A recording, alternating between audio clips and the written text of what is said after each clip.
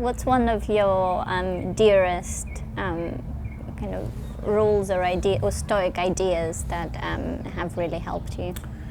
The fundamental one that has made a major difference in my life, and it does affect the life of pretty much anybody who practices Stoicism, is something called the dichotomy of control. The Stoics believe that everything you do can be partitioned into two components. One part that is really up to you, where you really have control, and another part that is not up to you, where you don't have control or complete control, because the outcome depends on external factors. And a fundamental tenet of Stoic philosophy is that you should focus all your energy on the part that is under your control, and then develop an attitude of equanimity toward the second component. Sometimes you win, sometimes you don't. But it's not a reflection of who you are, it's a reflection of the fact that the universe works in strange ways. So let me give you a specific example. Let's say that tomorrow you're up for a job interview, and the normal thing to do would be to be anxious and say, I really want this job, and I'm really going to hope that I get it, and so on. That's normal. The Stoic would approach in this way. It's like, well, tomorrow I have a job interview. Did I do everything that is in my power up to this point to prepare for the interview? Yes. Am I focused at the beginning of the interview? Yes. Do I know what I'm talking about? Yes. That's it. Done. Then how the interview goes, it's not really up to you. It depends on your competition.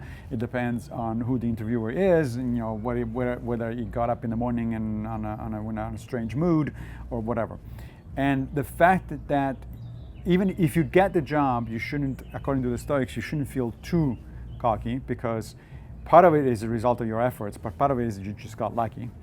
And similarly, however, if you fail, if you don't get the interview, you shouldn't beat yourself up, because again, it's not under your control. If you did everything you could, that's all that it's under your control. So that really does help. I think that essentially it in modern terms is the basic notion is to internalize your goals. Right? So I just mentioned the job interview. Let's say that a common thought is, if you're in a relationship, I hope she loves me. No, I hope to be a loving person, because that's under your control. Whether she loves you back, it's up to her. I hope that this friend is going to really be a good friend. Well, you can be a good friend. That's under your control. Whether other people are going to be good friends to you or not, it's not. And so on and so forth. So you can apply it pretty much everywhere. And once you start practicing that way and looking at things that way, you just calm down, because you say, well, I'm going to accept whatever happens, so long as I know that I've done the best that I could. Two final questions. So does that mean that basically you have a continuous dialogue in your head? So one voice is the kind of anxious, irrational voice saying, oh my God, but I really want this interview. And then the Stoic within you says, you've done everything you could. Right. Is that what happens in the Stoic's brain? That's right. And in fact, that's also a technique that is used in cognitive behavioral therapy to challenge your own thoughts, challenge your own perceptions. Epictetus was one of the major Stoic philosophers from the 2nd century, and he has this beautiful way of expressing these thoughts. He said that we should look at our impressions. An impression in Stoic terminology is your initial opinion about something. So for instance, that, oh my gosh, I have the interview and this is stressful. This is a stressful situation. That's an opinion. That's expressing an opinion. Well, who is expressing the opinion? The interview is just a fact of life. It's not, the interview doesn't come with opinions. You are expressing that opinion. And so you can challenge yourself and say, wait a minute, why am I thinking it this way? Why not try to think about things in a different way? And that actually does work. There is pretty good empirical evidence that it's not a silver bullet. So it's not like you start doing this tonight and then all of a sudden your life is fine. But if you do it on a regular basis, you learn to challenge your own impressions, your own opinion, your own judgments. Then little by little, it will become easier and easier. And at some point, you'll stop having those kind of distressing. That's where the stereotype of the lack of emotion comes from.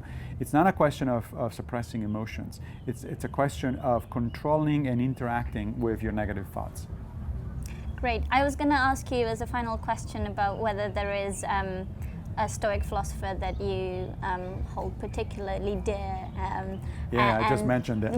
but you've just talked about Epictetus, so I think we're happy with that. Unless you want to mention someone else as well. No, or I say think a bit more Epictetus about is him. good. Yeah. Epictetus is good. I mean, the guy was an incredible person. He started out his life as a slave, and then he was freed.